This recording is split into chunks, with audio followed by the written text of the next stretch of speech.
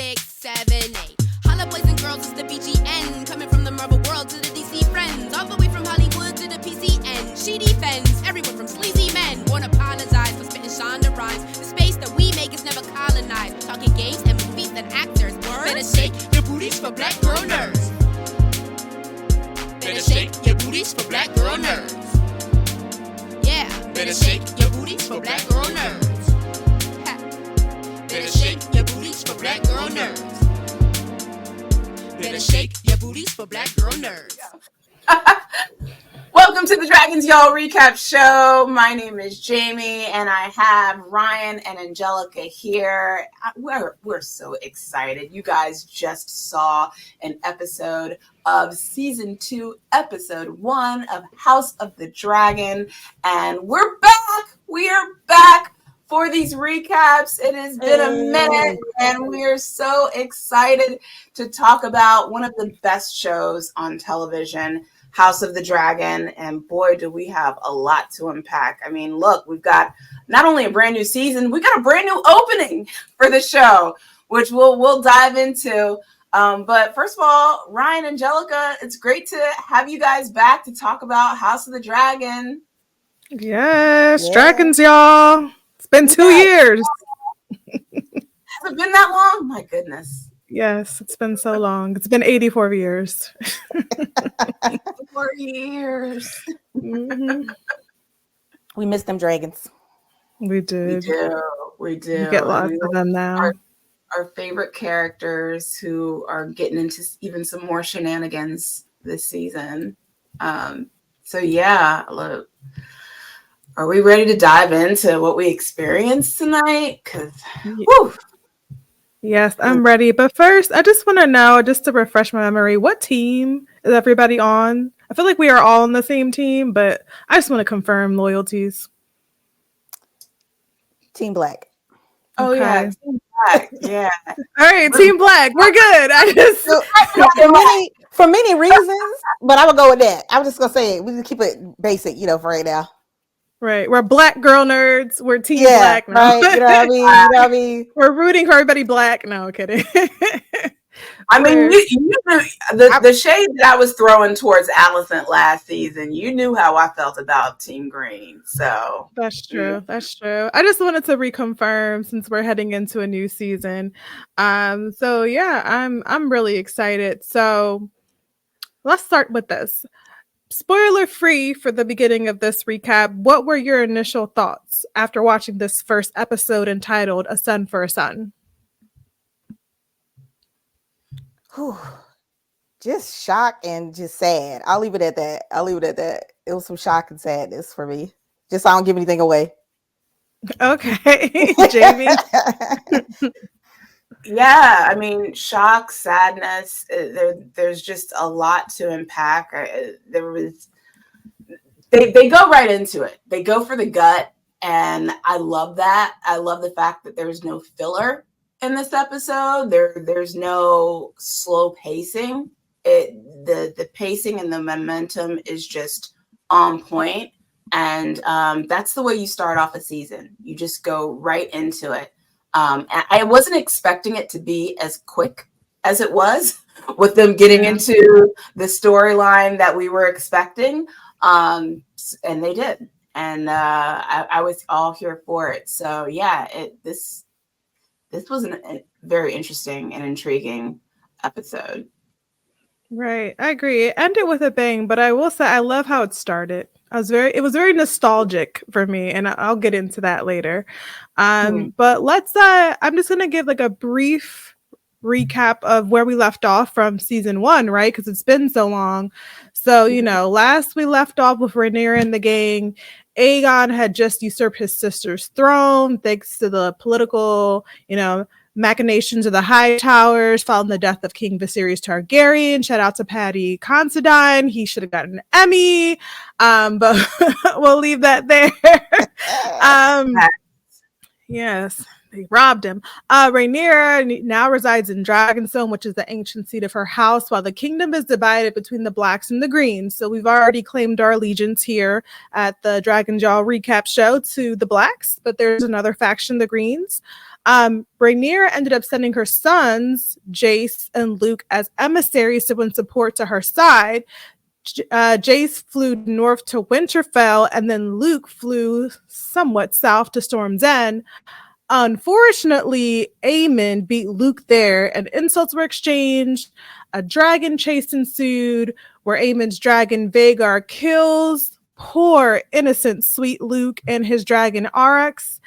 And then when Rhaenys, this is how long it's been, Rhaenyra learned of the death of her sweet, sweet boy. It's very clear in her face, the last shot of season 1, that war has begun. So that's where we left off. Any comments on that very sad ending? Because I was traumatized by that episode, by the way.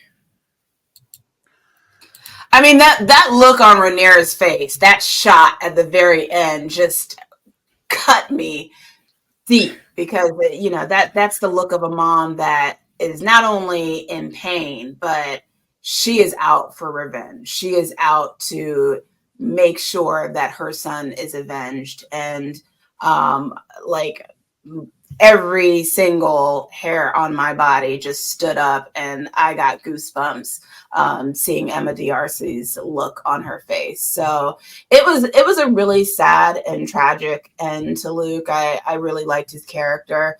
And it really made me even more upset at Aemon. I'm like, dude, you gotta get over your insecurities. And we'll talk about more about Aemon and his insecurities later. But yeah, I was just devastated by that whole situation. But yeah, it was a sad ending. Yeah. I cried. That was sad for the dragon too, like when yeah. dragons die, it's like yeah, poor Eric's. I get it. What about you, Ryan?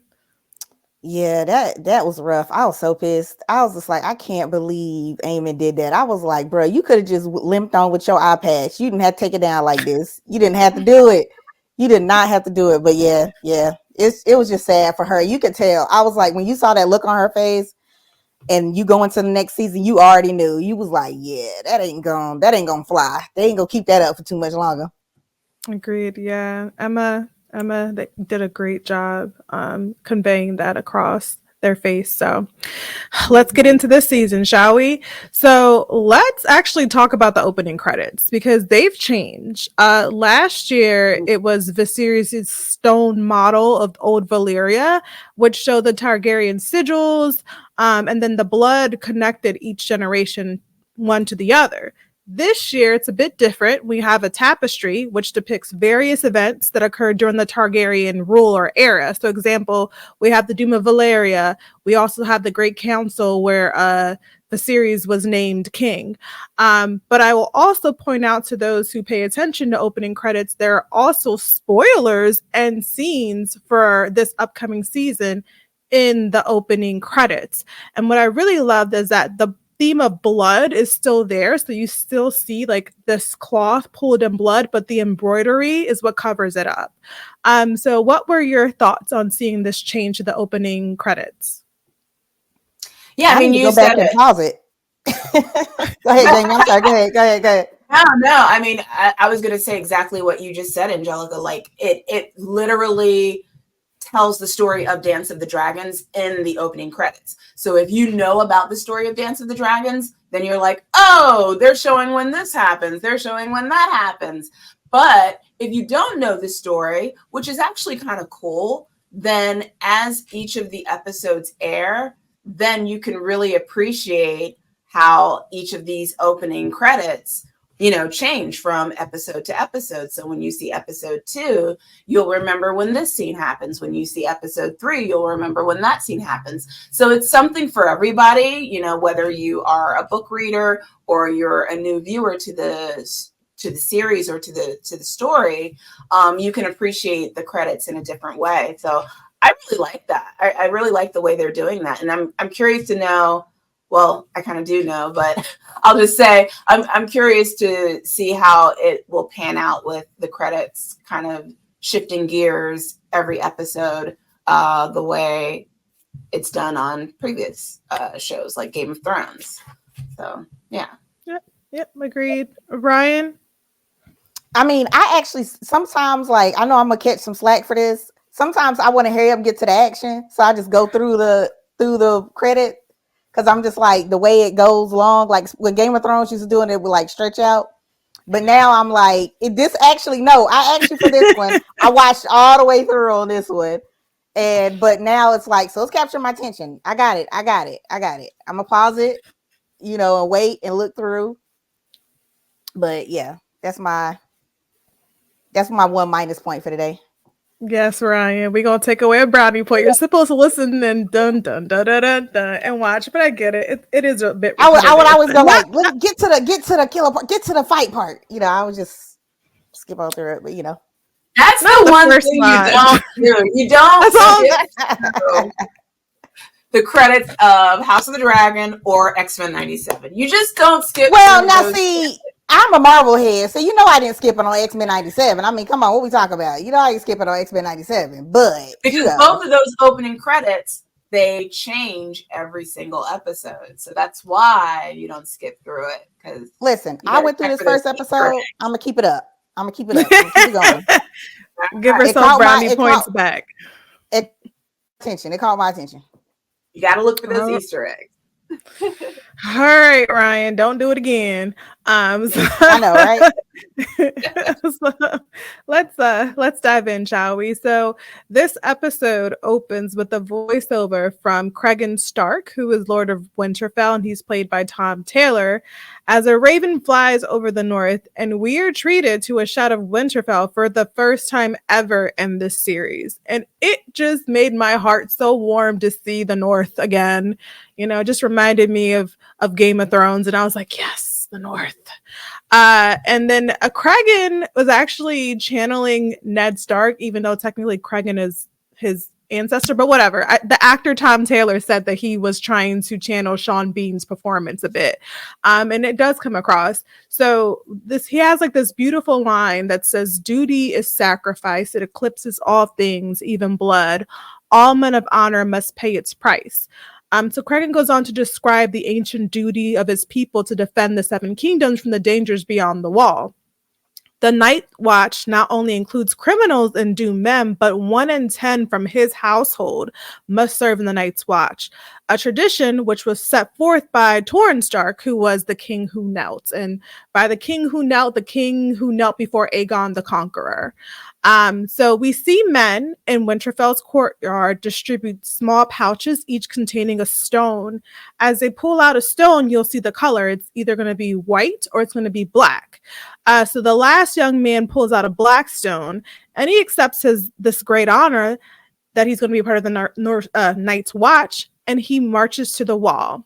As he marches up with his fellow comrades, he stares in awe at the winch elevator, which ascends the Great Wall. And we cut to Prince Jaehaerys Velaryon, who I always call Jace, played by Harry Connick. And I would just like to say, I'll pause here for a moment. Are we not loving Harry's natural curls this season? I mean, I'm here for it because last season, Jace was wearing a wig. And that wig, I was like, what are we doing? First of all, I didn't even know. I didn't even quite know that it was a wig that he was wearing. I just thought to myself, okay, what is this? Well, what's going on with this hairstyle? But I'm glad that he is rocking the curls this season because he's giving me like some Timothy Chalamet kind of yes vibes. And a little bit of Tom Holland, but with fuller lips. Like I was like, okay, I see you, Harry. So I was very very appreciative of Harry's curls this season. So I'm distracted. Let me get back to the point. So there you go. Thank you, ma'am. So they cut to Jace and Cregan inside the winch elevator. And Cregan's basically telling him the story of his people, and he says the most recognized line from the Game of Thrones world. He says, "Winter is coming," right? Mm-hmm. My people have to stand up, have to get ready because winter is coming. And Jace remarks, "Coming? what is this that falls from the skies and shivers in my bone? And then Cregan describes it as a light summer snow. He's like, because in winter it's going to cover all you see, and all memories of warmth will be forgotten. And I really enjoyed this exchange because it shows kind of how somewhat young and ignorant Jace is, especially when it concerns matters of the North. Then Jace also kind of has this like throwaway line. It was him trying to bond with Cregan, but he remarks, he's pleased that their ancestors once treated at the wall over a century ago, the conqueror and the king in the North. And then Cregan quips saying like, well, mercifully, you did not threaten me with your dragons. So I'll pause there for your thoughts on the beginning of that scene between Cregan and Jace. I just love the history lesson that we got about the First Men. I don't know a whole lot about that early history of the Starks and those ancestors. So it was good to go back to that. It was good to go back to Winterfell, as you said, Angelica. And even harken back to those phrases, winter is coming and all of that. I love that, we're seeing Jace kind of out on his own on behalf of Rhaenyra, trying to recruit these folks to be on their side, to be able to fight against the Greens. So yeah, I see that obviously Jace is kind of coming into his manhood with this and showing that he's a man that's capable of being able to be very political and being able to delegate in different kinds of ways. And that was really cool to see. And also to kind of learn again about the history of Torrhen Stark and Cregan Stark and all of that. I liked having that little history lesson at the beginning of the episode. So, and they did it in a way where it wasn't too long and too drawn out, where, I'm like, okay, let's get to the fun part. Like it was just enough that it was digestible for the viewer, so that we could get those tidbits of information where it was relevant to the plot and it connected to the story that is going to move forward to Dance of the Dragons, where it's going to be relevant. So, great job. Great opening. I was here for it. All right. I agree with you. Ryan, any thoughts on that opening? Yeah, I thought it was great to get a call back to the Starks, the history lesson. Like you said, going back to the North, and it feels a little bit fresher. It doesn't feel that weight that was in Game of Thrones a lot, because you knew something was coming that you couldn't prevent. And, it was just so tense all the time. So it was good to kind of see this other side of it. And I couldn't imagine myself going up that elevator with just like through the wall of ice. Like that to me just seemed gangster, the fact that you went all the way up to the top, with the height and everything. And just what these guys were like risking to be up there. And you got to see a lot of them, I guess camping out, for lack of a better word, kind of see what their world was like then. And then Cregan and Jace, like I love their interaction. Like it's you get to see the politics. Jace is just growing up so nicely. You can tell he's got the makings to be a leader. He's learning a lot. I like the way he moves. So it's going to be very interesting to kind of see, how he takes that and the weight he's carrying, and he feels something, he's about his brother, that's got to be with him, but he's still able to kind of pick it up, and he knows he's got a job to do right now. Yeah, agreed. All right, so back to our two favorite guys. Jace once again, tries to connect with Cregan, and he wonders how Torrhen Stark, the king who knelt, would bend the knee to Aegon the Conqueror unless he knew he could bring unity to the Seven Kingdoms, which is what Jace is trying to do. He's basically saying like, hey, I am much like Aegon the Conqueror. My mother is the rightful heir. 100 years ago, your ancestors met with mine. I'm trying to form the same alliance. You have to trust us. We're trying to unite the kingdom. And Cregan reminds him that the Starks do not forget their oath, right? They are honorable, loyal people to the end. And they know who the true heir to the throne is. But Cregan says his gaze is forever torn between the South and what lies beyond the wall.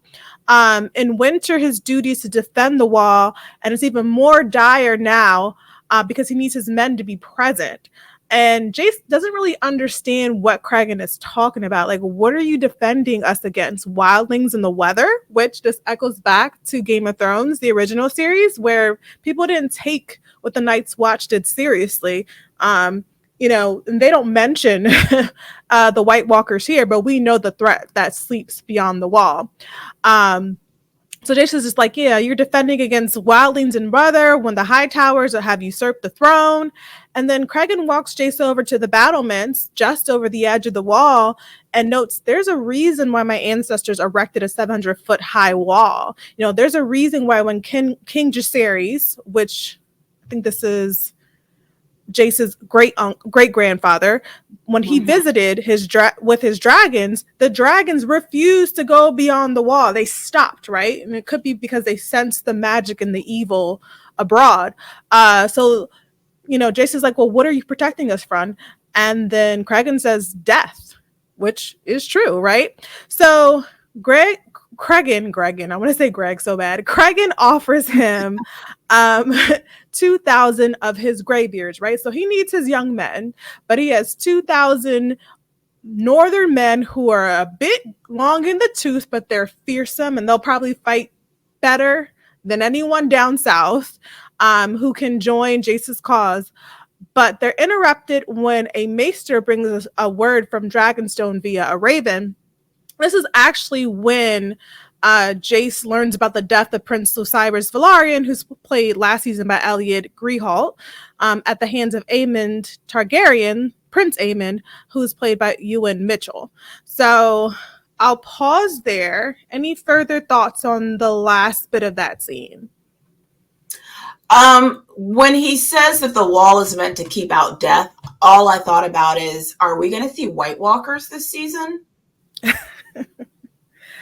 I mean, I just, it was just a very ominous moment, and like they made it so dramatic with like the camera pushing out and then the reaction of Jace's face. They just kind of made the scene a little bit more dramatic than it needed to be, to imply, okay, are you guys trying to tell us something? So it would be weird if they did that, but what are you guys implying by this conversation about the wall keeping out death? And then are we going to see these things? Well, I think it is a callback to the original series Game of Thrones, right? And then also there's emphasis, at least last season, on Rhaenyra learning about the Song of Ice and Fire from Viserys. So I think the threat of the White Walkers is definitely there, but they don't awaken until 100 years later, at least from my interpretation. Gotcha. Okay. Yep. Ryan, any thoughts on that final scene? Yeah, I liked. I thought it was interesting the men that Cregan decided to give Jace, and he was like, "Oh, okay, so you just gonna this the kind of men you gonna send me out with, we need help protecting." But I mean, it's no shade. These men might come with the they might have the wisdom, they might have the fight that he needs to come through. So he was like, "Oh, okay, let's just go with it." But I just thought it was interesting that exchange between them when he was like, "So you gonna help me out? What you got to offer me to help me out to protect this?" And that's what he chose. So I think that's gonna be interesting, to get to see those men and to see how that unfolds, as Rhaenyra continues to build her base and protection around her. Yeah. I think, hardened Northerners are going to be much tougher than anyone from the South. And maybe I'm a little biased because I'm from the North, but they breed us tougher up here in the cold. So anyway, hey. So we are returning to Dragonstone. We see an exhausted Princess Rhaenys, who's played by Eve Bess. She returns on the back of Melis after patrolling over 100 miles of open sea to hold the blockade of the Gullet. And just for those who are unaware, the Gullet is a great body of water. It's outside of Blackwater Bay, but it's between King's Landing and Dragonstone and the surrounding areas and Driftmark. So right now, Corlys, who we see later on in this episode, has a blockade in place of ships that is meant to cut off, any communication, goods, or what have you that come from King's Landing or attempting to. Otherwise, they have to go all the way around. So that's the purpose of the blockade, which I think is an excellent idea. I don't know who thought of it. I don't recall from the books, but it's a good plan. I'm assuming Corlys. So naturally, dragons are needed for this impending war. So, Rhaenys, and I'm excuse me, I'm gonna get Rhaenys, Rhaena all mixed up, but I'm gonna try to keep my mind straight. Rhaenys has been patrolling this by herself, right, on the back of her dragon. King Consort Daemon Targaryen, played by Matt Smith, appears demanding she mounts Meleys and flies with him to King's Landing. Daemon intends to kill Vhagar and its rider, aka Aemon, and he knows he cannot face them alone, but he's certain that if Rhaenys rides with Meleys and he rides Caraxes, they can take them down. Rhaenys rebuffs him, insisting she and her dragon need to rest, right? Rhaenys even asks, if this command coming from Rhaenyra, the queen, and Daemon tells her Rhaenyra has been away. She's been away for a few days, apparently searching for the remains of Luke's body. Daemon's kind of pissy about it. He's like, I should be in Dragonstone, making people bend the knee and rallying support for our cause, but instead I'm left behind here to wage war. And Rhaenys rightly points out that Rhaenyra is grieving. She even recalls when she got news of Laena's death, that was sent via a raven, and she didn't believe it until she saw her daughter's body. So all Rhaenyra knows is that a raven told her son is dead, and Daemon brushes her off, and he states that Rhaenyra was a fool to go alone, especially if Daemon finds her out, and about, and kind of like takes her out with Vhagar. And Rhaenys is like, I pity anyone who encounters Rhaenyra right now. Like, it was a good idea for her to leave. Daemon ends up calling her a fool. And then he takes a jab at Rhaenys and blames her for the war and Luke's death, because if we recall back to last season, Rhaenys had a shot at the entire royal family, right? All the Greens, when she escaped the dragon pit on top of Meleys. And she decided not to say Dracarys and, send them off in flames. So had she done that, this whole war would have been prevented. And, Rhaenys is just like, she's not taking the bait. She walks away, and he again commands her to leave with him. And she says, where that you were the king. So basically kind of putting him in his place, like, you're nobody. You can't tell me what to do. So I'll stop there for any thoughts on that scene between the two of them. Yeah, Matt Smith, I had the pleasure of speaking with him when we did interviews for House of the Dragon. And one of the things I had asked him is about his character, Daemon, and how the fact that grief has really become a part of his character throughout these, throughout season 1, and then like now going into season 2. And I asked, like, is grief something that because it's become a part of him, is he more measured in his response to grief, or has he become like more bitter and more of a rogue when it comes to grief? And his response was about the fact that grief is like the catalyst to how these characters respond to it. So I want to share a clip really quick of Matt Smith responding to how grief is with these characters this season, specifically for Daemon Targaryen. But I do think that the grief is a catalyst for his unraveling in this particular series, and he certainly enters a place that feels a bit like a vortex or an emotional storm, inwardly and sort of mythically and outwardly. So he's in for a tough ride either way, because I don't think he's dealt with the grief of his brother going, or the grief that he's caused other people in many ways. But yeah, I think that it's very interesting that his character, that Daemon blames Rhaenys for not striking. And that was a conversation that a lot of us on social media was saying. We were like, she had her moment. She had her chance to end it all, and she didn't.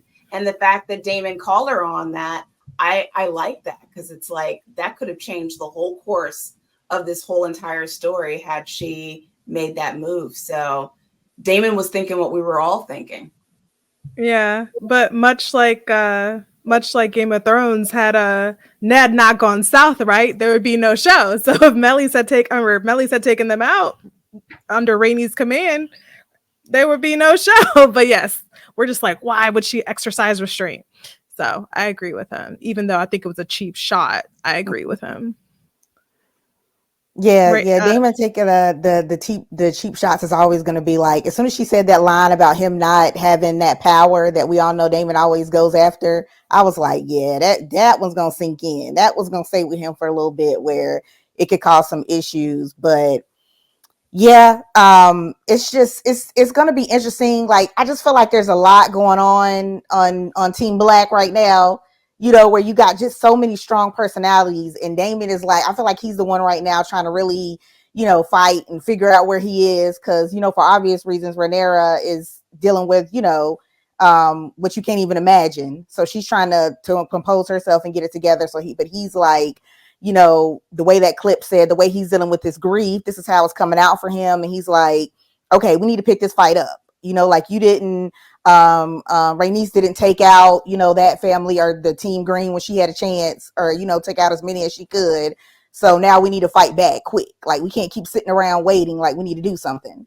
So we always know he's the one that's like always antsy, ready to bust out and make moves. So it's going to be interesting. But we know that's not in Rhaenys' character. Like, she's not going to be that person. And we don't have a cool season 2 to talk about. She did that, but so would have ended right there. Right, like it would have been a wrap. So yeah, definitely.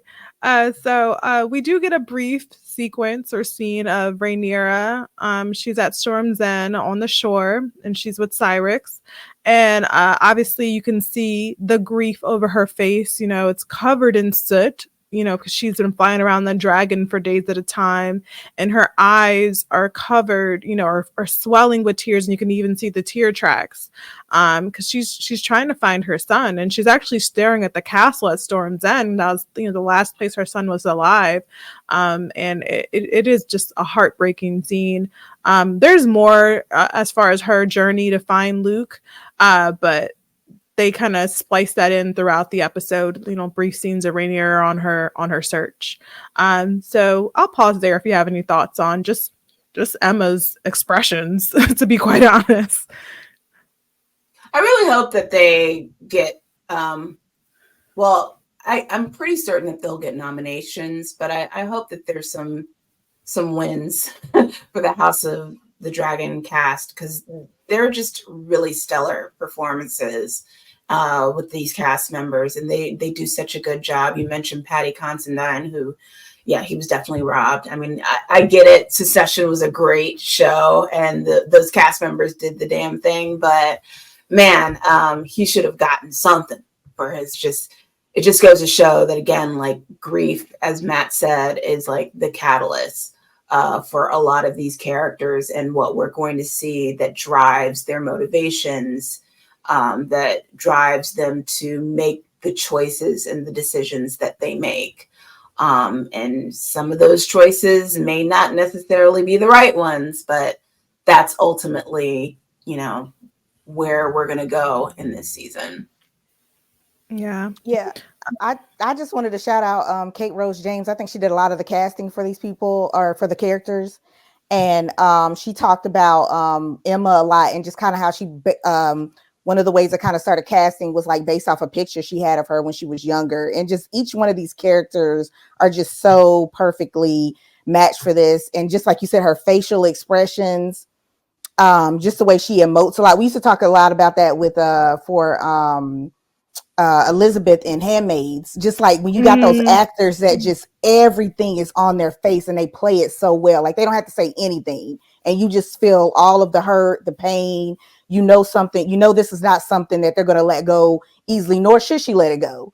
So it's going to be something that's going to be sticking with her. So excellently played by Emma. Like, she is just perfectly cast for this. Yep. All right, so let's move on to Driftmark. So we're in Driftmark. We have Lord Corlys Velaria, who's played by Steve Toussaint. He's much recovered from his near-death experience at sea, and he surveys the repairs of his ship called Sea Snake, which is where he got his nickname from. And it was nearly destroyed during the campaign of the Stepstones, which was, as we remember from the first season, was this whole long, drawn-out war between the kingdom and the triarchy and the crab eater. So he is greeted by Alan of Hull, who's played by Abu Bakr Salim, a sailor in the Valyrian fleet who served in the Stepstones. And keep an eye out for Alan of Hull. I'll leave it there. Alan reports to Corlys that repairs are going well on the Sea Snake, and then 7 more ships have been added to the blockade to fortify it. And Corlys is like, all right, great. I want my ship to be seaworthy ASAP. He needs to get back out there. And Alan promises to speak to his brother about what reinforcements they can add, to help get this process moved along faster, because they're apparently his brother's a shipwright, which I'm not clear on what shipwrights are, but apparently they're needed. So Alan gives Corlys a package delivered by the smithy. It's a dagger commissioned for Luke by Corlys. Alan expresses his condolences for Luke's death and dismisses himself. He's just like, all right, I got to get back to work. And as he turns, Corlys thanks him for saving his life during the ambush in the Stepstones. Alan says, it was simply my duty, but Corlys insists that he's indebted to him. So I'll pause there for that brief scene. What did you guys take away for that interaction between Corlys and Alan of Hull? So, not being familiar with the book, quick question on Alan of Hull. Is he Black in the book? No, all the Valyrians are... Well, the Valyrians are white and the people of Driftmark are typically white. So this is a race swap with Alan, yeah. With Alan, yeah. I was just wondering about Alan specifically. Okay, all right. I just love more melanin. I'm here for it. Oh, chocolatey. I know. I was like, okay, we got another brother on the show. One more time. There you go. No, I like him. I'm very curious to know about this relationship, because now Corlys says that I am indebted to you. So what does that mean? What kind of power will he yield over Corlys? Is this going to be a good friendship relationship? Is this something that's going to turn sour? I don't know, because I am not familiar with this storyline. So I am curious to see how that pans out. But yeah, I liked seeing him coming into this story. So I'm excited. All right. Yeah, he plays a significant role. I'm not going to say anything else. I don't want no problems. But for those of you that read the book, know why he matters. I don't know this. I don't know that far into it, because I only know Dance of Dragons, and then beyond that, I don't know. So we shall see how his story It's gonna goes. be good. I can't wait. I'm just here for more melon. That's all I. Yes, and Yep. wait till you see his brother. Okay, if you like Alan, wait till you see. Okay, Alan, brother. Okay. And we know who's cast, so it's not a spoiler. We're gonna talk about Adam later in other episodes, but we know who's casted as Adam, and he fine too. So, moving right along, and once again, I'm distracted. I lost my place by finding this. All these men. I'm telling you, all these men. All these men. All right, so we're back. We lost some brothers last season, so we need to get some more brothers back. You know? Oh, you mean Vaymond? You mean Vaymond? Oh, Vaymond. We lost Vaymond. We lost Laenor. So we need. Laenor wasn't really my type. I don't think we were his type either. But I'm just saying we lost some melanin. That's what I'm saying. We did, and we got some back. That's true. We got some back. Yeah.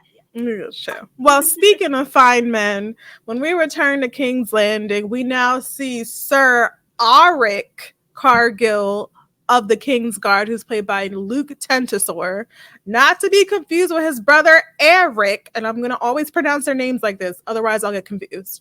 Eric. Why, George? Why, George? Why would you do this? So Sir Auric climbs the battlements at the Red Keep, instructing his men to remain at their posts. A dragon is spotted overhead, and they prepare to arm their scorpions. And I just wanted to pause here briefly. I remember in the original Game of Thrones, who was that evil maester? I forgot his name that worked for Cersei. What was his name? Does anyone remember? Oh gosh, now you're trying to make me do the Google. Quaylor, something with a Q. Maester.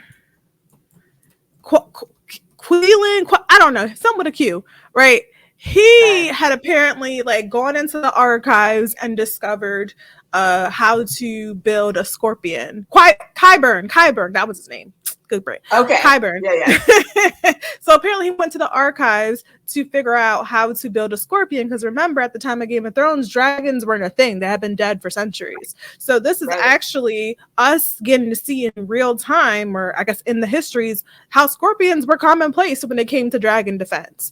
So, they prepared to arm the scorpions when Auric orders them to hold, as a dragon spotted is actually Vhagar. So they're safe. It's not Rhaenyra's dragon swooping in on the city. We then cut to Queen Helaena Targaryen, played by Thea Sabin. And Jamie, please correct me if I mispronounce any names. I know you got to interview a few of these. Thea. Yeah. Okay, perfect. Thea is quietly at her needlework while her daughter, Princess Jaehaera, plays with their maids in the queen's quarters. King Aegon barges in, Aegon Targaryen, who's played by Tom Glenn Carney. He bursts in looking for his son, the heir to the throne, Prince Jaehaerys. He wants to bring him to the small council since he will be the king one day. And Helaena kind of says it in kind of her sweet tone, but you could tell like she means what she says. What if he doesn't want to be king? And Aegon demands to know where he is. Helaena reluctantly tells him Aegon is in the library, as is his custom, which I thought was kind of sweet. Maybe he loved books much like his grandfather, like Viserys did. So Aegon walks away to retrieve his son, and as he turns to leave, Helaena says she's afraid. And Aegon assures her, Vhagar's keeping the city safe, from the enemies. We're fine. And Helaena says she's not afraid of the dragons, but the rats. And Aegon, he quips this funny line. He says, "The queen is an enduring mystery, is she not?" So I will pause there, because when Helaena speaks, everyone should listen. So thoughts on that scene? Go ahead, Ryan. What do you say? Because after you see that, what's gonna happen. So I was like, I don't know. In this scene, I was already thinking like Helaena she just giving me weird vibes. But you're right. Every time she says something, it's like you have to listen, because it's the way she says it. I mean, I know it's like random, but I feel like everybody just walked past because they're just like, oh, this girl done been through it. What is she talking about? They're not really picking it up. But yeah, it's just her character it's just so interesting the way it's played, where it's just like, oh, I'm so innocent, I'm kind of just here. But then she has like 20 different answers to everything. Like she knows these things and you can't really figure out like how she knows everything. And then seeing Aegon as a dad was kind of like, it was like cute-ish, but then it's like Aegon, so it's like, I don't know. It's still this little weird vibe, like it's a sister. It's just weird. But I don't know. I felt mixed feelings watching it. I was trying to be like, oh, he has a son, and it's like the kid is not, tarnished yet and into the mess yet. But at the same time, it's Aegon, so I didn't really know. Yeah, we're kind of desensitized to familial relations, right? So I thought nothing of it. I was like, all right. Yeah, it's a whirlwind, but I was like, do I be like, oh, that's cute, or do I be like, it's still weird? I don't know. I got over that hump, Ryan. But you're right. I'm working on it. We're Targaryens, so we've already established Targaryens. They a little different. They Tis their custom. They breed different. Yeah, it's their custom. So yeah, Helena, she is clairvoyant. Mm-hmm. You know this from season 1. So when she speaks in riddles, and like Angelica said, when she speaks, you listen. So she's giving us some hints here with her thing about her concerns right now. Let's just say that. And even though people are looking at her like she's crazy, and Aegon's like, okay, well, what's that about? No, don't be looking at her like she's crazy, because she kind of predicts the future, and we saw that in season 1. So yeah, it's kind of scary sometimes when you see the things that she says and then it actually ends up happening. So yeah, she has the gift, and Targaryens, some of them are gifted, right? Daenerys the Dreamer dreamed about the doom of old Valyria, and that's why the Targaryens are in Westeros. Except her family listened to her. In the case of Helena, her family don't pay her no mind. Even when she predicts things, they just think they're not listening. So, but we as viewers know, ooh, what's she about to say? Because something's about to happen. So we'll see how it pans out. So we cut to the Dowager Queen Alicent Hightower, who's played by Olivia Cook, getting cunnilingus from Ser Criston Cole, Lord Commander of the King's Guard, played by Fabian Frankel. And I just want to point out, although Alicent is newly widowed, it's given hypocrisy due to Kristen's disdain for Rhaenyra for their indiscretion back in the day, right? So I was just like, really? That's what we're doing? You know, I normally would condone this type of behavior, like get yours, but not at the way that they treat Rhaenyra and called her all types of whores. Like, I was just like, wait a minute, you're doing the same thing. So I'm gonna get off my tangent there. As they get dressed to meet with the small council, Alicent tells Criston that their coupling cannot happen again, and Criston agrees. And then he asks Alicent to help him don his white cloak, which symbolizes purity. So I'll stop there. I'll stop there for your thoughts. I noticed something very specific and a very interesting detail in this scene, and that is as Alicent is putting on her clothes, they cut to a shot of her feet, and she's putting on and I'm like, the shade. I love that, because as we remember in season 1, her tryst with Larys was this weird foot fetish that he had with her. And now all of a sudden she's got a tryst with Cole. And they show her feet. So, you know, I don't know what the intention was. That was there, like, creatively with the writers, the director, with Ryanne Condal. I don't know, but I love the fact that they shot her feet. So good job there, because I see what you're doing. I know what you guys are thinking. And I paid attention to that. That was very intentional of you guys.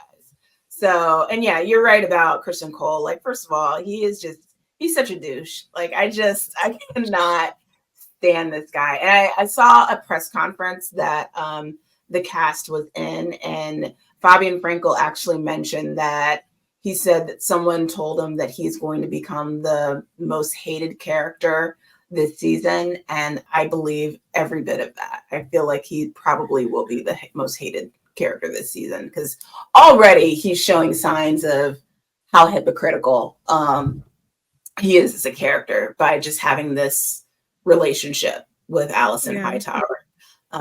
So yeah, he's not a good guy. We don't like him, even though he's fine, but we don't like him. Even though he is fine, yeah. I was like, okay, I see you. Right. We still don't like you. Ryan, any thoughts on that lovely scene there? Yeah, that's what's gonna be hard for him, and why he could turn out to be the most hated, because he started out like everybody saw him on screen. It was like, oh, he cute, oh, he fine, and then he turned into this dude that was just like he whining. I'm like, bruh, get over it. Like, what you doing? You know what I mean? Like he is just all the way on the wrong side. I'm like, get it together. I don't know what. It's just like he can't let. It's just like it was just so. He can't let that hurt go. That he can't move on. And I'm like, with Alicent, I'm like, come on. I'm like, now she got her own set of she need to get a therapist right now. She got her own set of things she doing. So I'm just thinking both of them together, a combination. Yeah, it's rough. So I'm a pray for Cole. That's all I'm gonna do for him because it's getting rough out here in these streets. I'm telling you. To the 7. To the 7.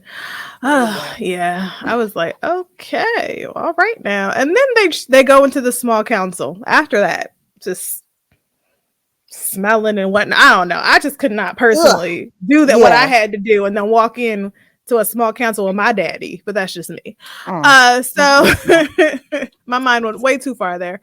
All right. So in the small council, I'm just putting myself in the shoes. In the small council. What'd you say, Jamie? I said Criston the one gonna be smelling. I don't know about Alicent.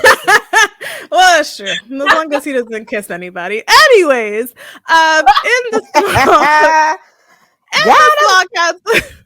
Come on, y'all. We gotta move on. In the small council chambers, we see a rat catcher, right? Take a note there.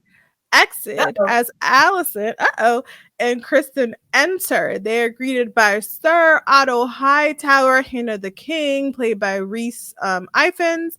The remaining small council now consists of Grand Maester Orwell, who's played by Kurt Ejuan, Sir Tyland Lannister, the Master of Coin, played by Jefferson Hall, and Lord Jasper Wilde, the Master of Laws, played by Paul Kennedy. Otto gives a report about their letters to the north, and the Vale continue to go unanswered. Aegon refers to them as C words. I'm not going to repeat that. But Aegon is just a overgrown child. And I'll just say this much, my observation of Aegon. He is a bratty king, but he's nothing like Joffrey. I'm not that Aegon is likable. Yeah, he's not likable per se, but you can see how he's been ostracized by his family and nobody thinks he can do or be anything. So you kind of understand why he's kind of, a turbulent, petulant child. But he is hilarious when he throws around those cuss words. So, the North and the Vale are ignoring their pleas to join the cause. However, the Stormlands will likely pledge their allegiance to the Greens after Prince Aemon marries Florys Baratheon. Tyland also adds that his brother, Lord Jason Lannister of Casterly Rock, who's also played by Jefferson Hall, they're twins on the show, is rallying his forces in the west, while Otto's nephew, Ormond Hightower, gathers his forces from Old Town, and they will march on the Riverlands, which they also need to win their allegiance. So there's a lot going on right now. Alicent also asked if Rhaenyra has answered her letters, because apparently she's been writing to her. And Lord Jasper snorts, what do you want her to apologize for the death of her son? What are you expecting here? And then Grand Maester Orwell confirms that there is no word from Rhaenyra. Between that and the blockade of the Gullet, it is likely wars upon them. And then, Otto starts complaining about the fact that the blockade has put a great strain on King's Landing. And Aegon basically says, I'm sorry, I didn't kill everybody. We should have just killed everybody. That's his solution to everything. Otto's like, look, we have to deal with the cards that we've been dealt. They have to bolster their navy. And Aegon's really not paying attention to much of this because he's distracted by his son, who's currently in the midst of annoying Tyland. So if you remember from the first season, they have these little orbs that they place in front of them to check in, right? And little Jaehaerys is just stealing Tyland's orb, and he's like, give it back to me. And then Aegon's like, is the prince bothering you? Does he offend you? And then he even says, give him a pony ride. So thankfully, Alicent saves him that embarrassment. Is we need to focus. So I'll stop there just for your thoughts on how Aegon is kind of taking on his kinghood and presiding over the small council. Yeah, Aiken's definitely given spoiled, right? Like he knows he has to be in this position. He can't really run away from it, but he's gonna parade around. He's gonna make sure everybody else not having fun too. If they don't let him start, lighting people on fire or taking people out, he ain't interested in it. He just kind of chilling. So it's just so much going on in this council that is troublesome. And you like, oh my God, like the wheels are just turning like to, who's gonna make the most extreme move first, who's not paying attention. Otto, we already see his wheels turning. He know how Aegon operates, and he's like, well, all I gotta do is get in this kid's head essentially and say, oh, we need to do this, or I can prevent him from doing this because I have that, that legacy of being that right hand. So he's definitely milking that. He's like, I'm just gonna be right there so I can, try to guide him until Aegon figures out what's going down. So and like you said, his son at the table, like it's just so unserious. The little boy is cute, but it's just so like playing around. And it's like you got this whole kingdom to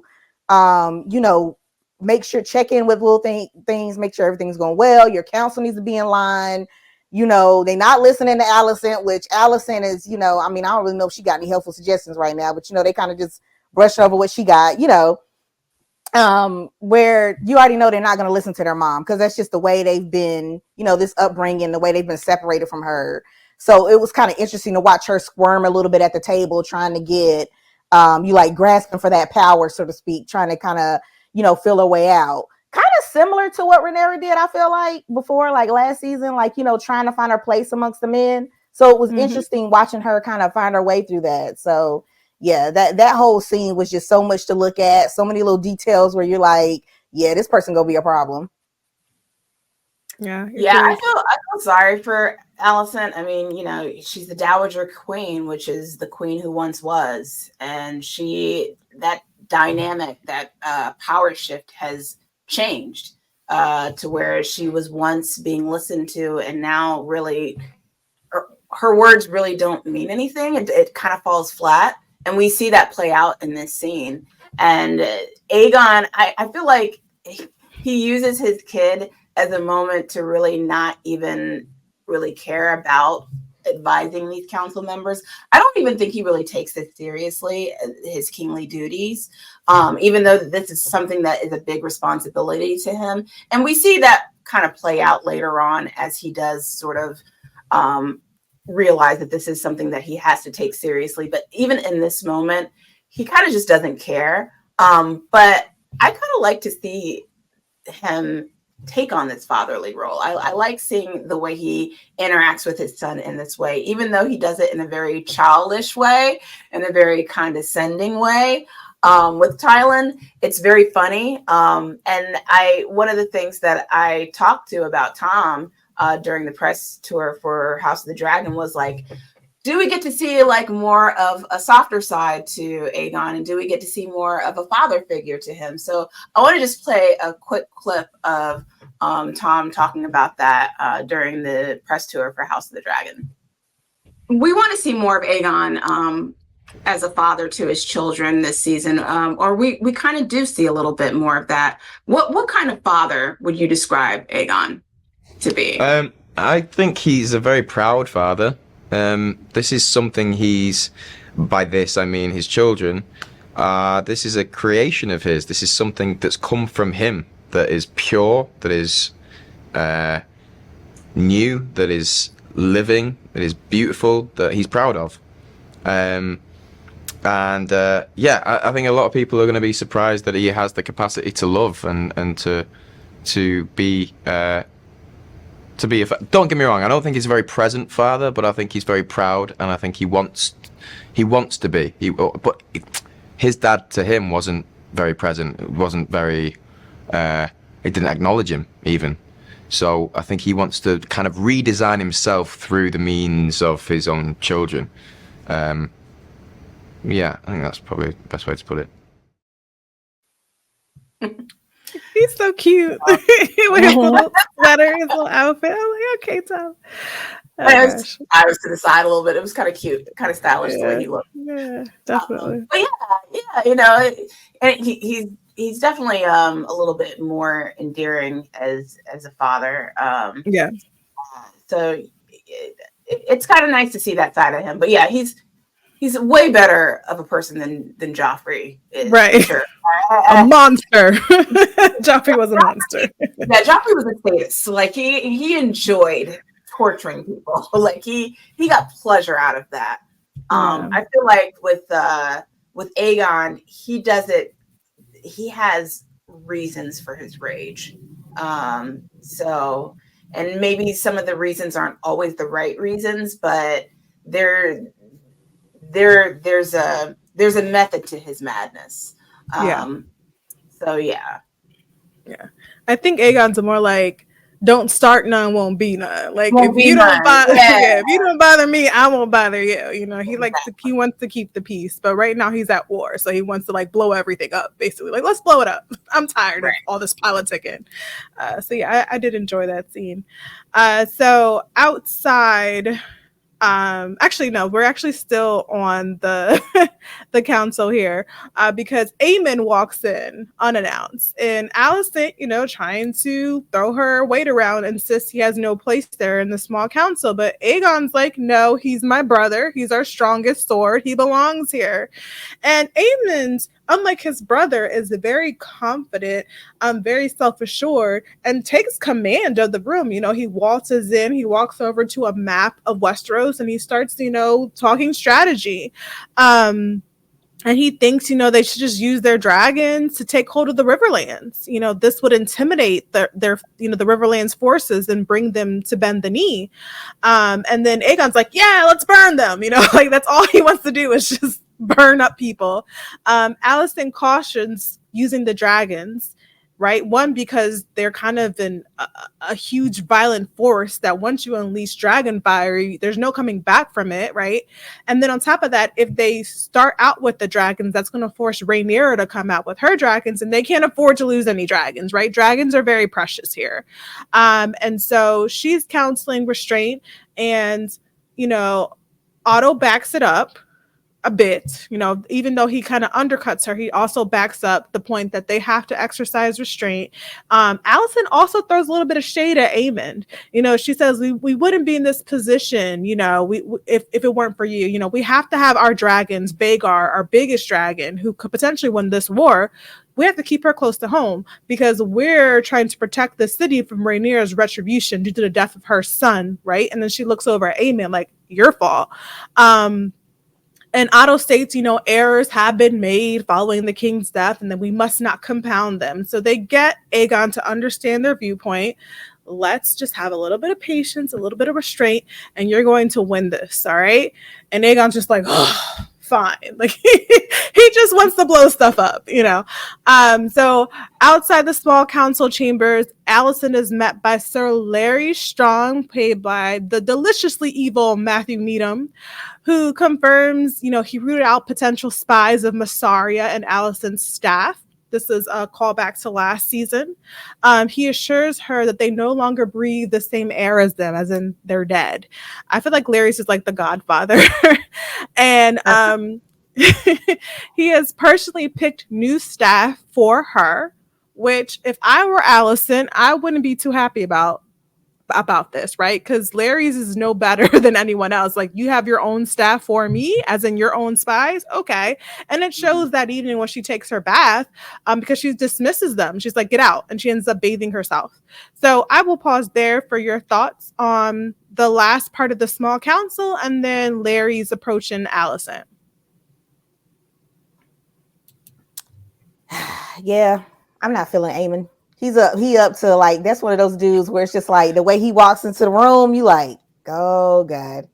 Like it's because, besides the fact that we already know, what he did to Lucerys is already just like, exit out. But the dude, like the way he's moving, the way he's walking, the way he's talking, like, and Alicent, like the way she addresses you, like, he should not even be in here. Like, the way that he's just feeling like, secluded, they're Xing him out, and, rightfully so. He's got some things against them, but still, this is supposed to be, his family, right? Like the people that you go to, that you could check in with, that maybe have your back, but they all kind of side eye him and they like secluded him. So I think it's something to that. And, his mind is already working you know, on whatever mischievous thing he's got going down. So it's very interesting to see the way he comes into this room and what's to come of his story. And yeah, one of the smartest things I think Alicent did this whole episode was tell that staff to leave and start giving her own self a bath. Because I'm like, girl, if you don't start taking notes, he just replaced your whole staff with like, I got these people for you. I'm about to bring it in. And, you know, just the way he's like, you know, he's leaning and he's cool and he's like, you know, you can tell he's got that manipulative plan about him. And it's so easy. And I just like, yeah, I would have an eye on this dude. Like, and he pulls like certain people to the side and he's like, let me have a conversation. You know, he just got so many wheels turning and the way he's moving. It's like, yeah, I don't trust him at all. So I think that was the smartest thing she did that whole episode was be like, yeah, y'all need to go. Now, she probably going to turn around and do the opposite maybe next episode because I doubt she's going to find her some new staff, but at least she's realizing like something is going on. Yeah. Jamie? Yeah, I mean, first of all, can we just acknowledge the fact that Eamon, aka Evan Mitchell, or Ewan Mitchell, excuse me, that he has like this really cool pimp walk when he walks. Yes, swagger. He just walks in like, and it's something that's new because I didn't really notice that in season 1. So it's like this new air of confidence that Eamon has, which maybe it's a false confidence because that's what happens when you're super insecure or you go through some kind of traumatic event like that. You cover it up with a sense of false confidence to not show everybody that you've, you know, dealt with something that's blown your confidence, that's blown your ego. You know, it's sort of like the narcissist. What is it? Like, I guess it's like some sort of a narcissistic disorder or something like that. But anyway, yeah, he's kind of pimp walking his way into a situation and you know, kind of taking over and acting like he's in control of the situation, which it seems like he's kind of winning at it. But yeah, I noticed that in this season so far. So we'll see how long that plays out. As for Larry's, first of all, absolutely adore Matthew Needham. I told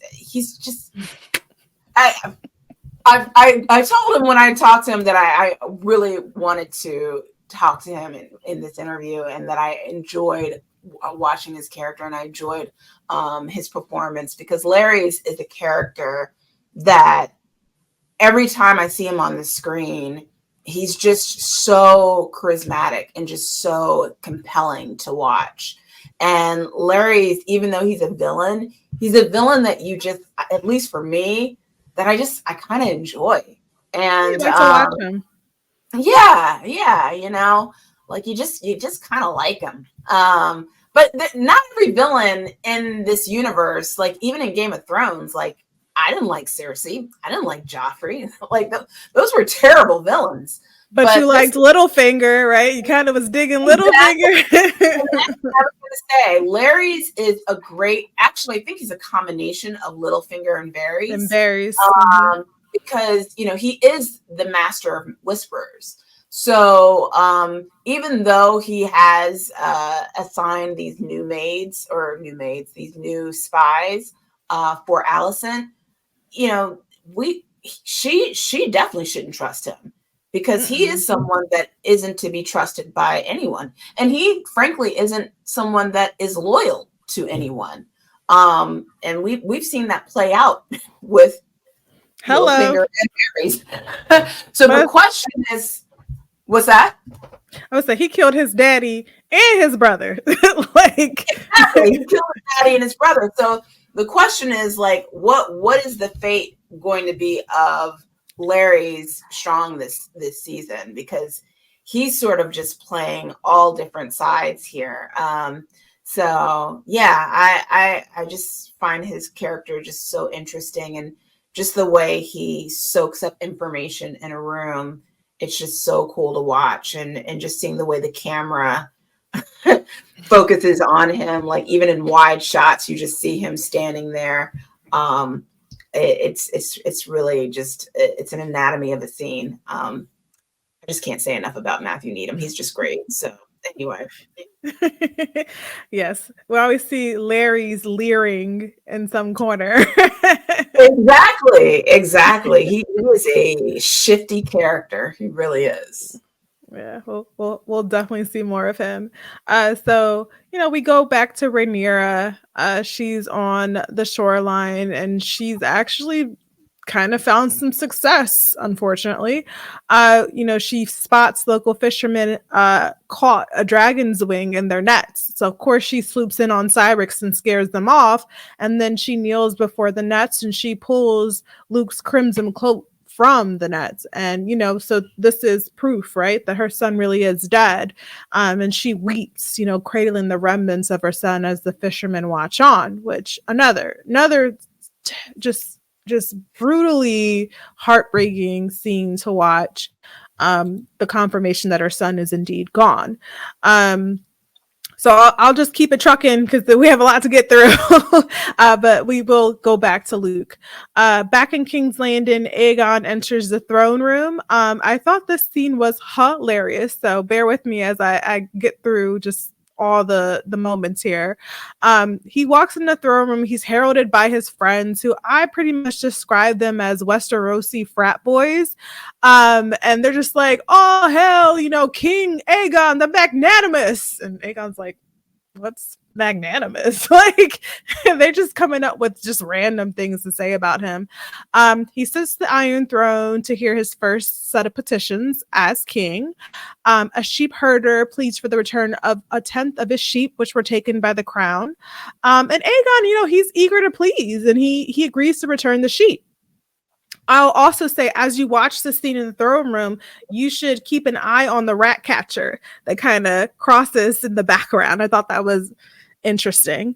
Otto reminds Aegon that they promised the sheep to the crown lands as a tithe to sustain the dragons in preparation for battle. And Aegon's like, but I want to help the herder. He came all this way.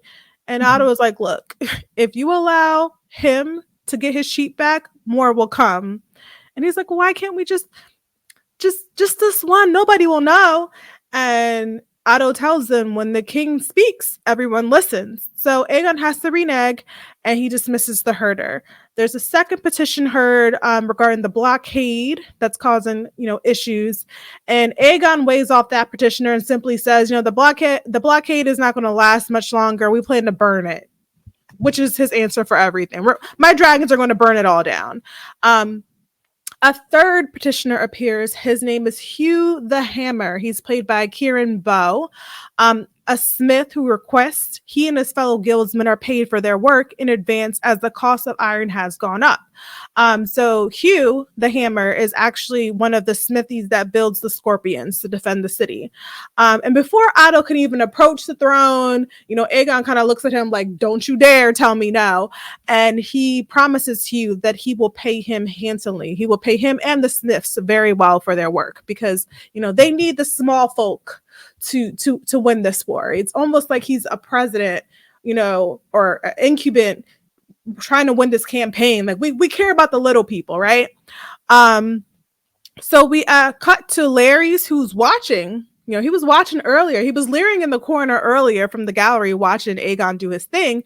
And after he leaves the throne room, he approaches him and he says, it was so great watching you, handling the small folk. You have a way with them, much like your father, or your grandfather. He takes Aegon to the side and suggests that he finds himself a new hand. I mean, that's, he says, Otto was your father's hand, and people thought your father was pliant, your father was weak.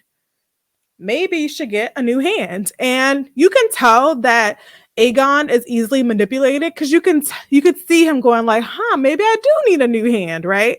So I'll stop there for just your thoughts on, we can go back earlier to Rhaenyra scene, and then also to Aegon's first time in the throne room, hearing petitions.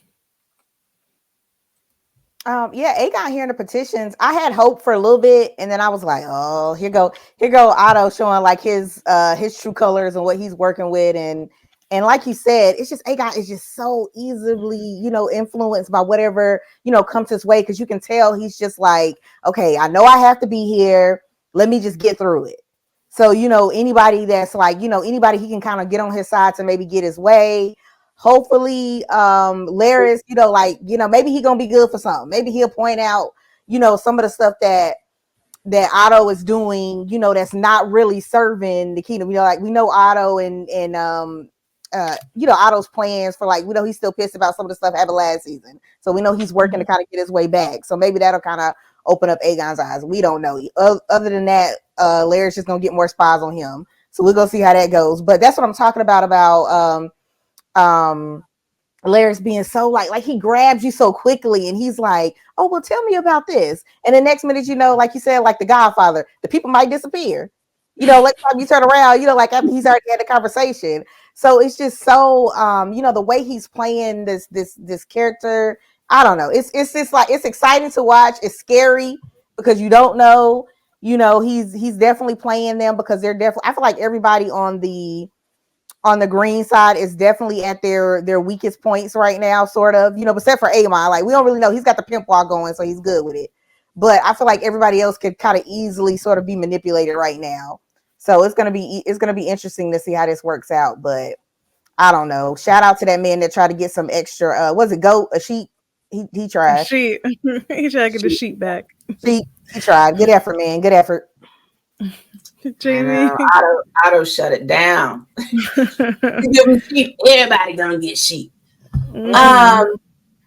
Well, Larry's didn't say you should get a new hand exactly. He no. I want to make sure. Yeah, because I want to make sure, because that's what I love about Larry's. He says things without saying things. You know? So he was very subtle in his language, and I want to paraphrase, but it was something to where he was letting Aegon know that Viserys was very easily convinced when he was king by the hand of the king, and he was like, and also Otto was the hand. So he said that as if to say, you could change things. But yeah, that was basically his phrasing, was like, Otto was the get hand. rid of it. Get you a new hand. Just letting Viserys was easily convinced, and Otto was the hand. But yeah, I that is what's so cool about him. He can really manipulate people in a way where he can only use a few words to say it, and that's a gift. That is a gift. Yes. Yeah, but at the same time, Aegon is kind of like a lot like Viserys. He's easily manipulated. So we'll see how that all plays out. But yeah, I kind of felt bad for the guy that thought he was going to get his sheep. He was like, really? Yeah. And then he's like, further consideration, I decided you're not going to get your sheep. So yeah, that was an unfortunate situation. So anyway. Yes. Yep. And I really enjoyed Aegon surrounding himself with yes men. And obviously guys he drinks with and kicks it with, like, you guys are going to walk me around and escort me. So I thought that was funny. It was another moment of levity on this show. So next we see Otto. He meets with Alicent in her chambers, and she, she tells her dad, like, Dad, I want you to be my ally, but you're not acting like my ally. You're undercutting me. You're undercutting my authority before the small council and honestly my two sons. And she says something along the lines of, Aegon still listens to me in confidence. So behind closed doors, Aegon listens to his mother, but Aemon just he's getting beyond that point. And she fears that if he continues to undermine her voice, then the boys, Aegon and Aemon, will no longer look to her for counsel. And they need a steady hand right now in order to facilitate peace. And Otto tells her that the path to victory will lead to violence. And Alicent agrees, but she states that the path need not be wanton, which I was like, I got to Google that because I don't know what that means. It means merciless. It means it doesn't have to be merciless or inhumane. So she wants to put her son on the throne and maintain the peace, but she doesn't want, unnecessary violence as a result of it. So I will stop there if you have any thoughts on that scene. I mean, just the parents is just like, the parenting styles is rough. Like, man, because you could just see him sitting there. I mean, he's the hand and he has to do certain things, but it's like your daughter is asking and kind of standing there. And it's just like their relationship where it's like, I just feel like as soon as he gets the opportunity or some way to kind of division from her or section her off or maybe remove her some more, he's going to take it. And, and you thinking like, you kind of thinking about like that being like his daughter, in a sense. So I don't know. It's just very like that whole scene was just so strange. You definitely fully get to see that Otto has a motive, right? And Alicent is like, look, you told me blah, blah, blah. I'm trying to be on this council. You can help me out a little bit here, and you starting to notice you're like, okay, well, what is she? She's going to have to step up for herself and try to fight and try to wriggle her way and figure this out. Because I don't think, from what I was getting from that scene, I don't think it's going to be Otto helping her out to do that. I think he's saying those certain things, but it's just giving like a little bit of backstabbery, going down or when it comes to Otto. So I don't know. It's just going to be very interesting to see the way they keep playing that relationship and how that's going to come out. And then like we've already touched on, like just Aemon is, he's not here for listening to anything his mom said. Aegon, I guess, is kind of listening. So it's just that it's like a free for all, but I think Alicent is still like in the back, like, ooh, maybe I can tug a couple strings. Maybe I still got a little pull, but her kids are just all out. But yeah, it's just going to be it's so interesting to see. And I know you're coming up on another scene where it's just so interesting to see like the different parenting styles when it comes to green versus like the black side, the way they show compassion, the way they're there for each other. You know what I mean? It's just so interesting to see the way the show is playing that. Yeah, definitely. Jamie? Yeah, I really don't have anything to add. I mean, I just think that Otto he's still being consistent with how he continues to gaslight his daughter and still wants to have this power over her that, he wants to wield this power over her, which really she doesn't have the same kind of power that she used to have. So I don't know why he continues to try to manipulate her in the way that he wants to. So it's really unfortunate. Like, just be a dad, be supportive. Don't try to overtake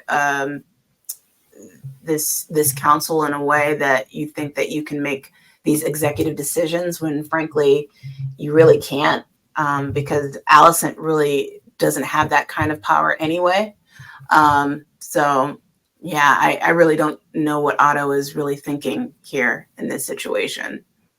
Yeah. I would add that it kind of reminds me of the original series with the same situation with Tywin Lannister versus Cersei when she was the Dowager Queen, except for he was a bit more heavy-handed. He was like, do what I say, because you're my kid. Follow directions. Whereas Otto's a little bit more manipulative, and he won't outright say, follow my lead, but he'll try to gaslight Alicent to kind of see his side. So I really enjoy comparing characters across both seasons and finding their foils or similarities. So I'm just like, oh. So that was my 2 cents there. So it starts to get, we're getting closer to the momentous end. So we got a little bit to cover before we get there. So near Dragonstone, a ship is spotted attempting to circumvent the blockade. Sir Eric Cargill of the Queen's Guard, played by Elliot Tittensor. So Auric is with the Greens, Eric is with the Blacks. Keep that in mind. Finds a stowaway on board, and it's Massaria, the White Worm, who's played by Sonoyo Mizuno. She notes the last time they crossed paths, there were 2 of him. So they're just like, oh, you're not with your twin anymore. And I'm just going to add this little, my 2 cents here. Massaria's accent is much better this season. Like, did you notice that? I was like, yes, she worked on it.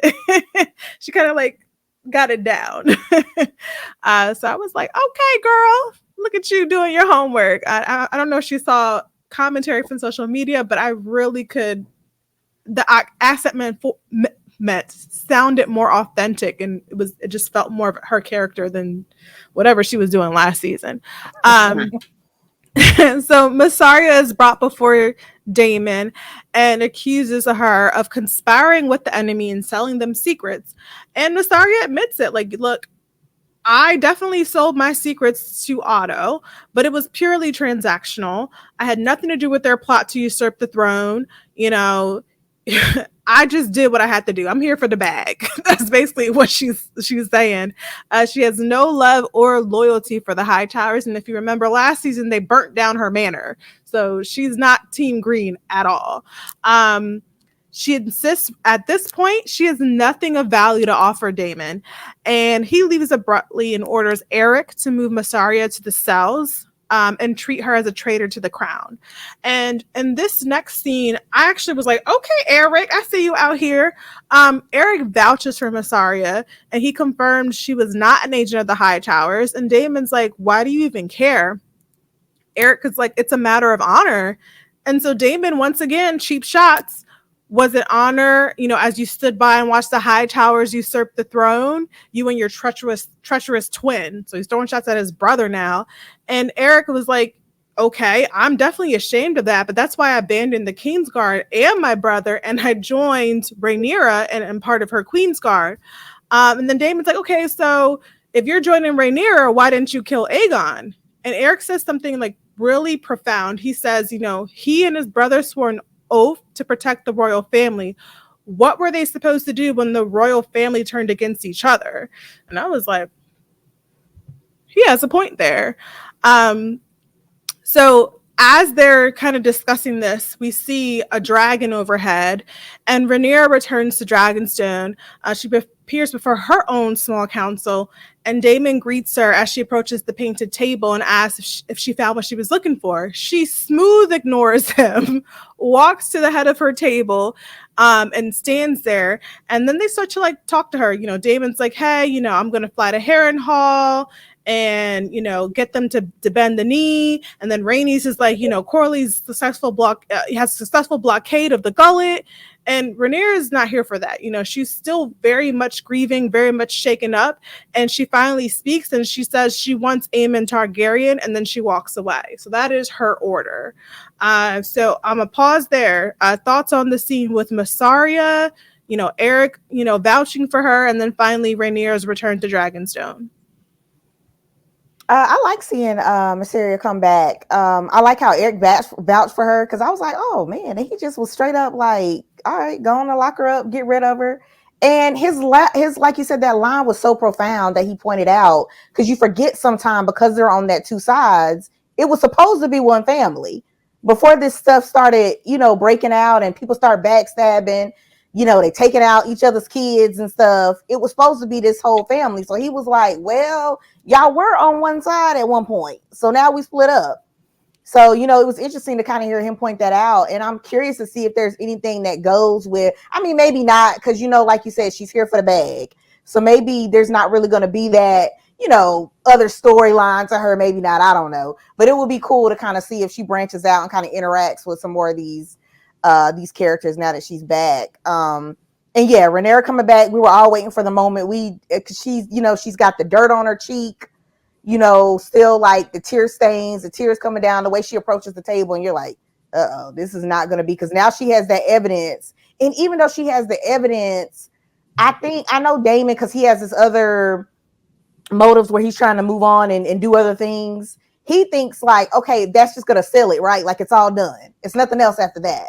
But we all know, like, even though she has that, I'm not a mother, but I can't imagine, like, even though she has it, it's not enough, right? Like, even though there's something still going on internally that you have to deal with, and you can see it like all in her body, and you're like, oh my God, what is she going to say? Is she not going to talk to him anymore? Is she just going to stand there? Because it's just so many things being hurled at her, but she's the leader. So it's interesting to see, how this is going to unfold. But yeah, again, well played by Emma. She didn't really have to say too much. She ends up saying like one line, one word pretty much. And, and it's on from there. So it was very well played. Yeah. Jamie? Yeah, I mean, I don't have much to add to this, honestly. I'm glad again that which you stated before, I was going to mention this as well, that the actress, her accent was fixed. That was something that really bothered me and got under my skin in season 1. I Kind of forgot the distracting. reason. Yeah, I think there was some chatter online about why that got adjusted, but I forgot what it was. But anyway, I'm glad that it got fixed. And yeah, look, I think that it's great that that she's, you know, in business with what's going on with Damon. I'm curious to see if there is an allegiance there, or if she's kind of pulling a Larry's and she's gonna go wherever the money flows. Or when I say Larry's, like, does she not have an allegiance to anyone if her allegiance is only to herself? So we'll see how that goes.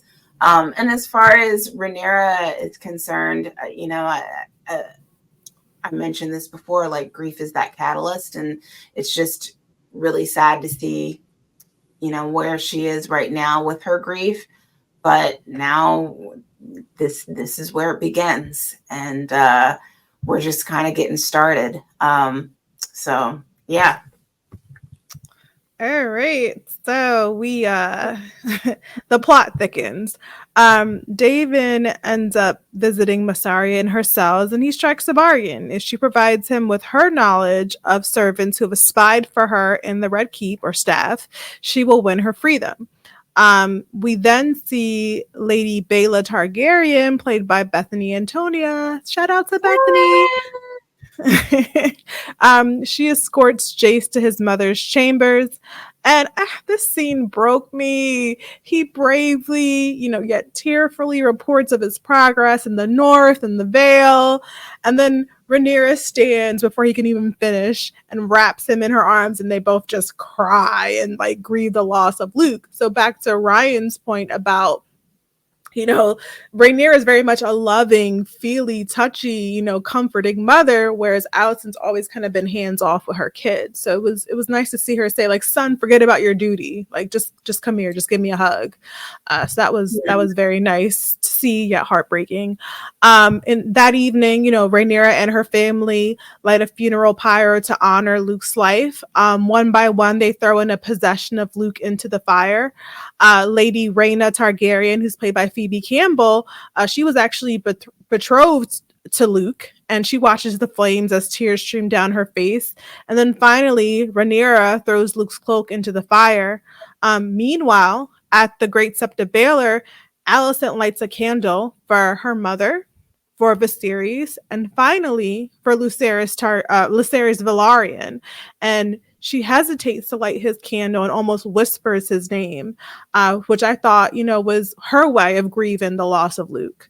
So I'll pause there briefly if you have any thoughts on that scene, or even Alicent's reaction to Luke's death. Only thing I'll add is I thought Rhaenyra with Jacaerys, I thought that was one of my favorite scenes. It was just so, like, why, like, rips at your heart and it's so sad.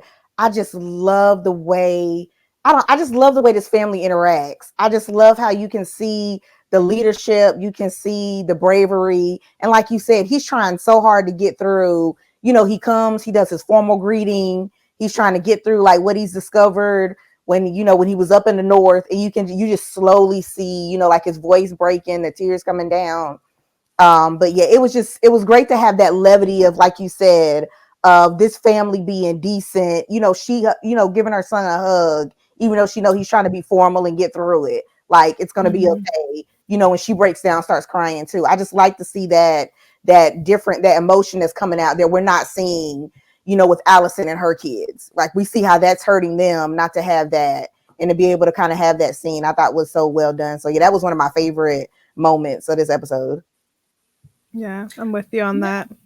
It didn't dawn on me until you mentioned that, Ryan, about the difference between the closeness of Alicent and her children versus Rhaenyra and her kids. And yeah, you're right. And just even seeing this funeral scene and just seeing how they all kind of gathered together in that moment, you do get a sense that they're a little bit more close-knit as a family than the Hightowers. So I do find that that's very interesting, that dynamic between the two families, that and I don't know where that stems from, why they're, I mean, I guess maybe just Rhaenyra is a more caring mother, and maybe Alicent didn't really get that kind of, she didn't have that kind of maternal background, or she's just maybe not that type of a maternal figure to her kids in that way. But yeah, that was very interesting to, it just struck me now as you mentioned that. Yeah.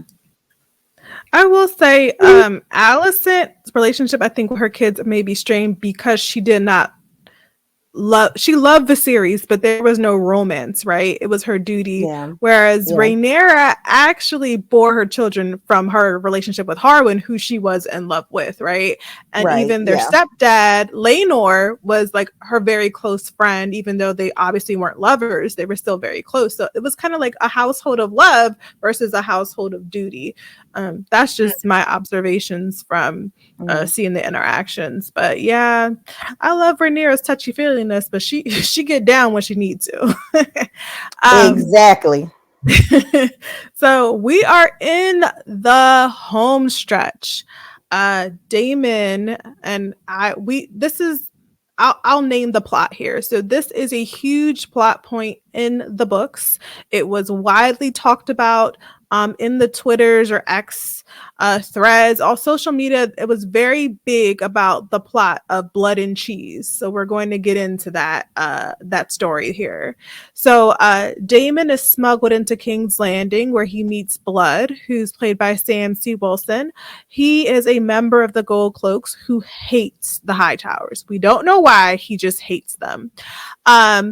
Damon dangles a large bag of coins, in his direction, enticing him. And then Blood ends up escorting Damon through the city and meets with Cheese, played by Mark Stobart. He's a rat catcher who we saw earlier in the episodes, actually a few times, who used to work for Massaria. And it is revealed he has a large gambling debt. So Damon offers to pay Cheese handsomely if he can lead Blood through the secret tunnels of the Red Keep and kill Aemon Targaryen. Damon describes Aemon's appearance. I mean, he's not hard to find. He has one eye and he has silver straight hair, kind of tall. And he offers to pay Cheese half now and then half later once the deed is done. Cheese asks, what should they do if they don't find Aemon? And Damon gives a knowing look. So he doesn't say anything, but one can only assume. Inside the Red Keep, Aemond and Criston discuss war plans. He wants Criston to lead the vanguard. He could cover him on the back of Vhagar. No one can stand against them. And Criston's like, okay, let's petition the king. But Aemond pretty much states his brother listens to his mother and grandfather, who he knows want to avoid outright war using the dragons. And then Aemond even says, like, my mom blames me for starting this war, yet she's the one that plotted to usurp my father's throne. And he says the queen speaks with two tongues. So Criston, and forgive me, Captain Savaho apparently defends Alicent and notes that she has a good heart. And, long ago, Rhaenyra pulled her into her web and intoxicated her, and it's not her fault. And then Aemond clips, she apparently holds love for the enemy, which makes her a fool. During this discussion, Otto enters and demands Criston return to his post. Take note there, so he can speak with the prince. Otto expresses his concern for Aemond plotting outside of the king and the council. Aemond's just like, look, I just want to serve my house. I just want to serve my family. And Otto admits, Aemond and Vhagar are the greatest force in the land, but in order to succeed, he must keep a grip on his impulses, since apparently his brother Aegon could not. So that's not a throwaway scene, but that's intertwined within the whole Blood and Cheese plot. So we return back to Cheese, who leads Blood through the watery tunnels beneath the Red Keep. He orders Blood to climb a ladder and demands he takes the dog with him, which I thought was funny. They pass the throne room as Aegon and his friends drunkenly, talk about, his day. And this is the first time I've seen someone like literally lounge over the Iron Throne, which is supposed to be built of like swords that are so sharp that they'll cut you. But Aegon's relaxing. And he kind of tells his friends he wants to be respected, but only, the only person that he really trusts is his brother. He's loyal as a hound. And they start to talk about more suitable titles for him because, no one knows what magnanimous means. They start to call him Aegon the Dragonheart, Aegon the Dragon. I'll let you finish that. And Cheese is like, keep your head down. He tells Blood, just keep your head down. And he walks across the throne room, which echoes back to the earlier scene when Aegon was in the throne room during his petitions. And you see the rat catcher walking by. So Blood gets led into another secret chamber. And Blood's like, okay, take me upstairs. Cheese is like, I'm not allowed up there. That's where the royals live. And Blood is like, how are we supposed to kill a royal if we don't go where the royals are? And he like pins them up against the wall and tells them like, do what I say, or I'm taking your money and I'm hurting you. So Cheese acquiesces and takes him upstairs to where the royals reside. They actually enter the same room that Aemon and Criston had previously met in, just maybe a few hours earlier. Cheese once again insists he's not allowed to go any further. He's not allowed to be there. But Blood reminds him that they are not going to be able to collect the rest of their gold if they don't complete the deed. He tells Cheese to like just set a trap to keep up appearances, and then Blood goes to wander off to find Aemond. A maid actually happens upon Blood, and he's just like, oh, I'm just setting traps. And as he goes to put a trap down, he notices that the maid runs off. So he grabs his dagger, and he sets about to look for this woman, and he hears a noise. And it's actually Cheese holding Helena with a knife by the throat. And, Blood is like, who is this? And he's like, it's the queen. He's like, she's not a son, because Damon had said earlier, the name of this episode is A Son for a Son. But Cheese is like, look, there's two kids right there. One of them is the heir to the throne, right? They're sleeping in their beds. We just need to figure out which one's the son. We just gotta look for body parts, right? So Blood is like, no, ask the mother. So of course, Helena, our gentle soul, is completely traumatized. She's being threatened. Her children are being threatened. The only thing she can do is offer up this necklace, which holds great value. They snatch the necklace from her and tell me which one is your son or we'll kill all of you. So she ends up pointing to Jaehaerys. Initially, Blood doesn't believe her, but Cheese is like, no, she tells it to be true. And they end up holding down Jaehaerys and they kill him. And as they're killing Jaehaerys, Helena thinks quickly. She grabs the princess Jaehaera and flees the room. And this is one of those situations where the sound is worse than the visual, and you just hear the sound of blood and sawing. It was just awful. Helena runs away. She ends up running down into her mother's chambers where she's writing Criston Cole. So, I mean, you just see your mom just having the time of her life during this horrible moment. Helena hides in the corner with her daughter, and, Queen Alicent is taken off guard. She's like, what happened? And she just simply calmly says to her, they killed the boy. So that is how the episode ends. Your thoughts on that final scene? Okay, so I don't know a lot about Blood and Cheese, but Lord, I mean, when they entered, I was like the way he was just sitting there, like with the knife and the potato and stuff, it just gives creep. Like, it's just scary, just to hear, Daemon tell them all these things like, okay, well, I'll give you, he's using that, like you said, Blood obviously hates the high towers, like has something about him. So he's using all of that, to his benefit.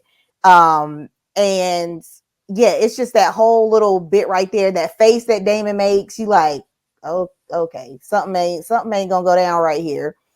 And that scene where Blood puts Cheese up, like tries to choke him out because he can't take him exactly where he wants to go. And then Cheese, I think, turns around and kicks the dog.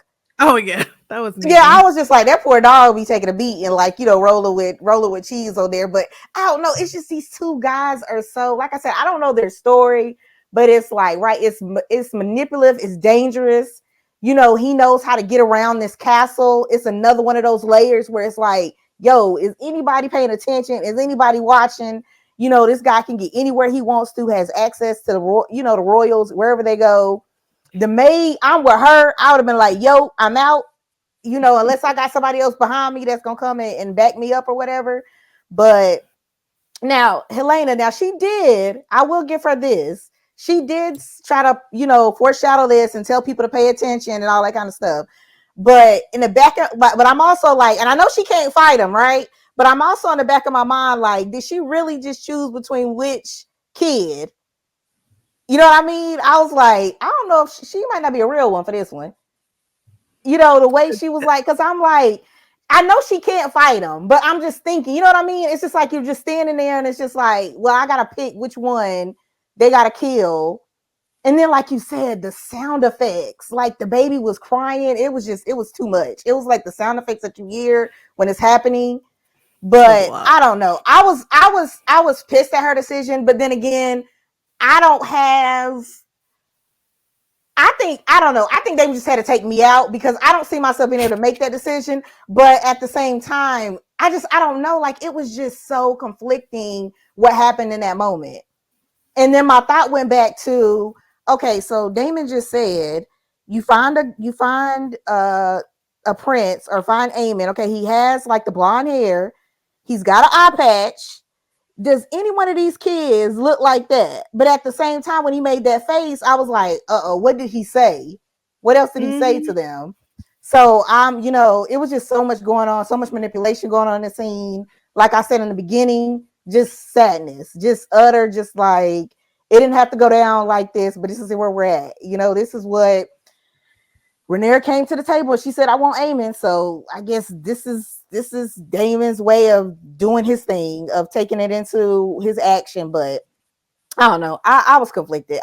Because I was just like, she had to sit there and pick which one of her kids. And I was just like, yeah, I don't know.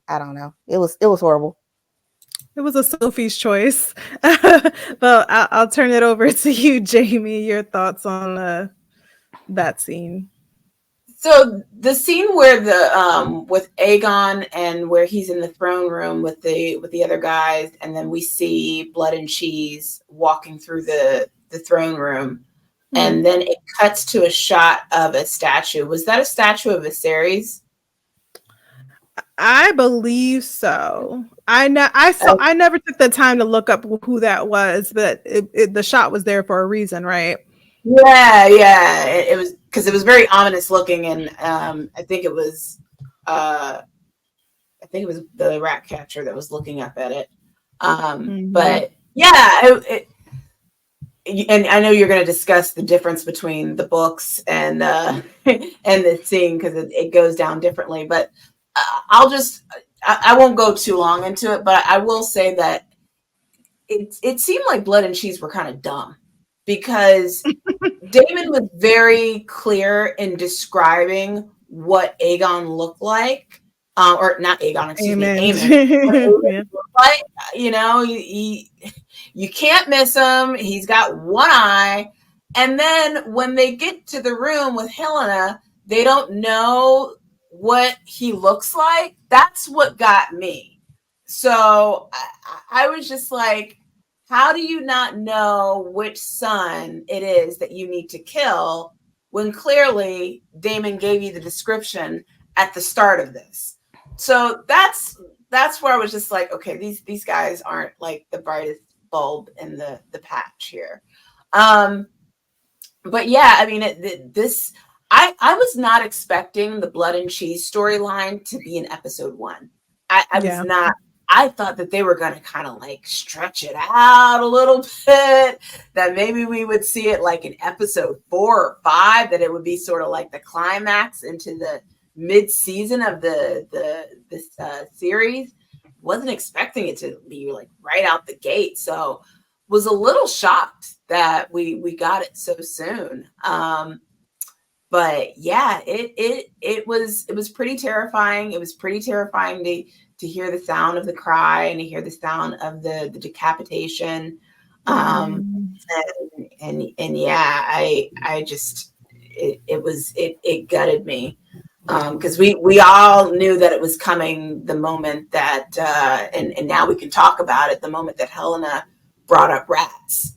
We knew that this scene was inevitable, but I just didn't know it was going to happen like the same episode. I was like, okay, wow, we're really doing this. The moment that Damon had the money bag and we saw the rat character, okay, we're really happening. Okay, I was looking at the timer on my screen, or I was like, wait, how much time is left? Yeah, we got like 15 minutes left in this episode.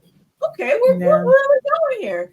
So yeah, it was sad, but it for book readers and again for me personally, I didn't read the book, but I know about the story of Dance of Dragons, so I know how this story plays out.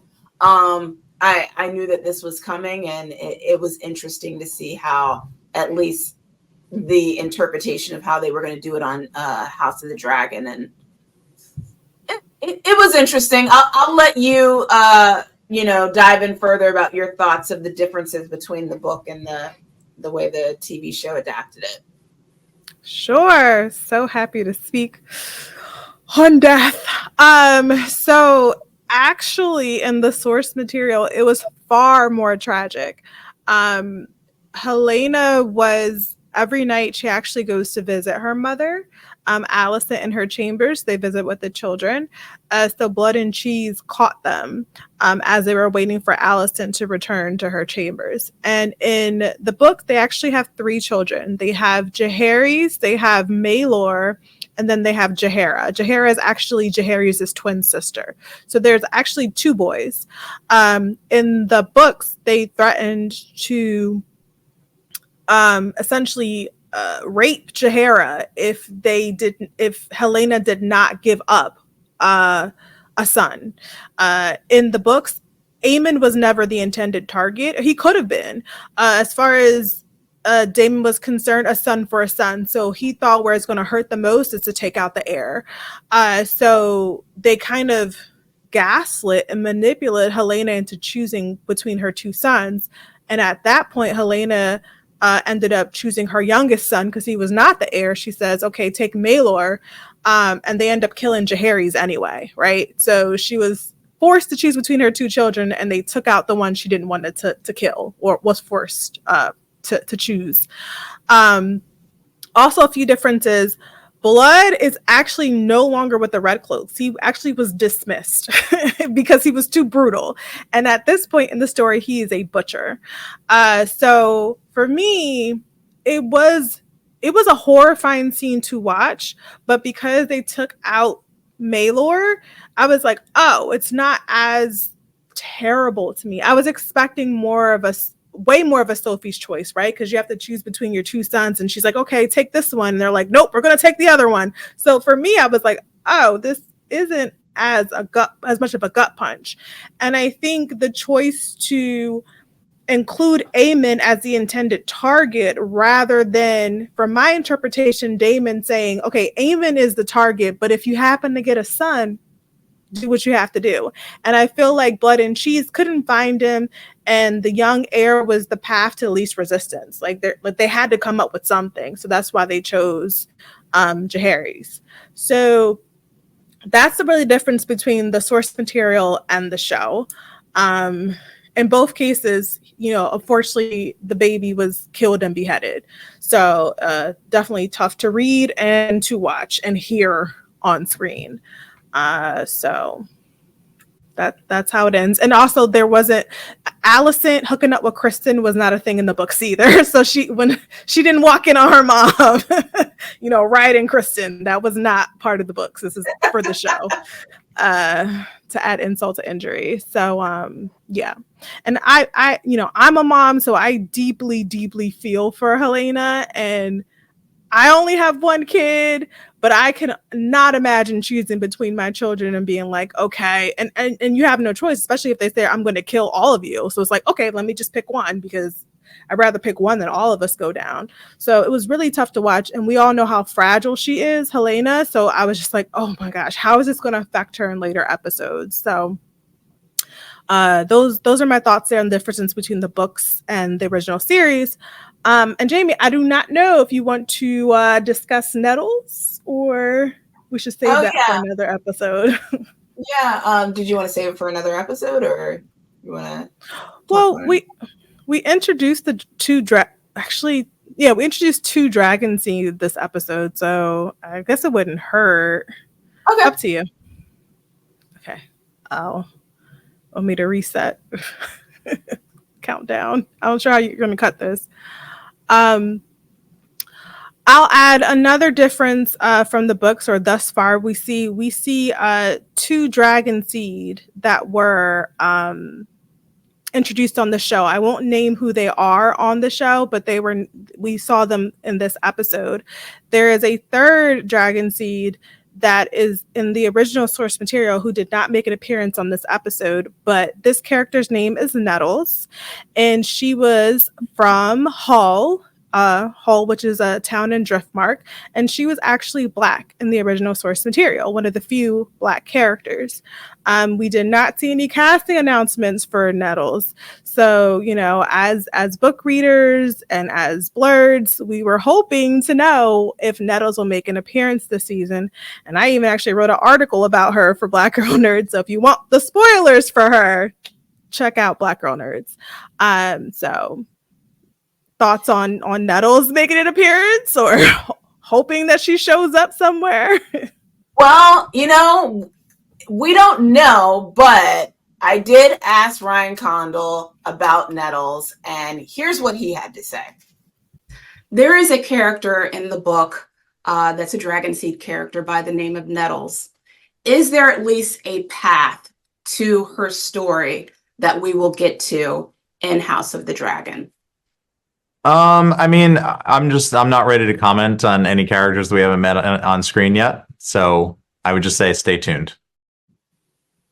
So he didn't say no. He didn't say yes. But he didn't say yes, but he said stay tuned. So there you have it when it comes to Nettles. And a lot of people, that have commented on our House of the Dragon interviews were really grateful that I brought up Nettles, because apparently a lot of people have not asked Ryan Condal about Nettles. And, the fact that he even, said anything about Nettles was a little small miracle within itself. Somebody was like, how did you even get a chance to get permission from HBO to ask that question? I'm like, I didn't. I just asked. I just asked. But look, I really hope that we do see Nettles. I think it's important, as we talk about representation and diversity, especially in this universe of A Song of Ice and Fire, that, a character that's actually a canon Black character, a Black female character like Nettles, it would be great to see her. So, he said, stay tuned. To me, I'm thinking we probably might be able to see her in the future. So we'll see how that plays out. But yeah, I'm excited for next week's episode of House of the Dragon. I can't wait to see how things turn out. I'm really sad about, what's happened with Helena and the death of her son and what she's had to go through with Blood and Cheese, and how all of, just more tragedy that we're going to have to deal with in episode 2. But this whole season is just, it's grief. It's tragedy. It's grief. We're just going to be experiencing it from one episode to the next. So just be prepared to have Kleenex on every episode of House of the Dragon, because I feel like it's just going to only go downhill from here. My heart. I know. Yeah, I mean it's the mafia on the green side. It is, it's going down. It's picking up over there, and we got a lot of interesting villains that you can't really read, and blood and cheese is coming full force. So this is about to get real interesting. So yeah, we're going to see. Welcome back to Dragon's Jaw and Game of Thrones world. We back in it. Yep. Well, join us next week of course, on both Twitter, X, whatever you decide to call it. I'm still calling it Twitter. Also on he named Twitter. I know. I'm calling it Twitter. I ain't doing all the X. On Threads, we are using the hashtag Dragons, y'all. So please join us each Sunday night as we live thread and live tweet the show. And we'll see you then. And thanks for joining us over on YouTube and watching our podcast. And we'll see you next time. Bye.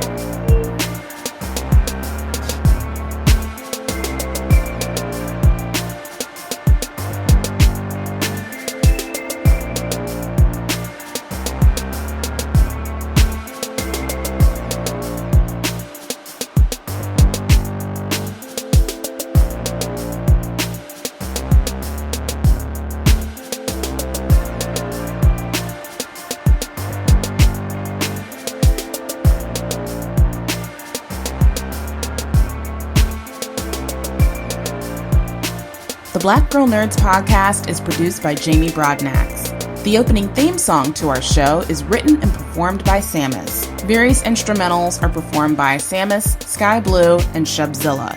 You can find various episodes of the Black Girl Nerds podcast on iTunes, Stitcher, SoundCloud, Audio Boom, Google Play Music, and Spotify.